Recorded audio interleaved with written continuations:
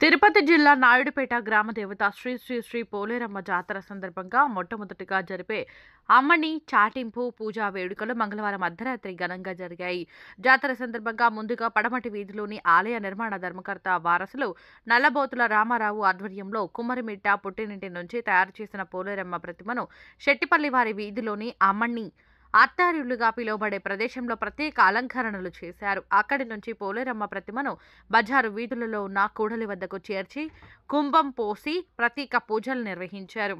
అనంతరం పోలేరమ్మ ప్రతిమను సమీపంలో ఉన్న విన్నమాల వారధి వద్ద నిమజ్జనం చేశారు. అయితే గ్రామదేవత పోలేరమ్మ అమ్మవారి చాటింపు విషయంలో దేవాదాయ ధర్మాదాయ శాఖ కార్యనిర్వహణాధికారి సాంప్రదాయానికి విరుద్ధంగా వ్యవహరించినట్లు గ్రామస్తులు ఆరోపించారు.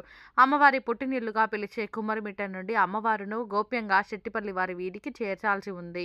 అయితే నాయుడుపేట జాతరపై పూర్తి అవగాహన లేని ఈవో ఆచారానికి విరుద్ధంగా అనేక మందితో అమ్మవారి విగ్రహం వద్దకు చేరుకొని ఊరేగింపుగా తీసుకురావడం పలువురు అసమ్మతి వ్యక్తం చేశారు.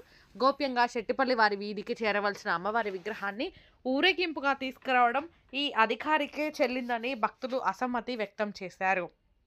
అంతేగాక విగ్రహాన్ని తరలించే క్రమం నుంచి నిమజ్జనం చేసే వరకు ఎండోమెంట్ అధికారి వ్యవహార శైలిపై పలు ఆరోపణలు వినిపిస్తున్నాయి. కుమ్మరిమిట్ట వద్ద అమ్మవారి విగ్రహానికి మొదటగా ఆలయ నిర్మాణ వారసులు ధూప నైవేద్యాలు చేయాల్సి ఉంది.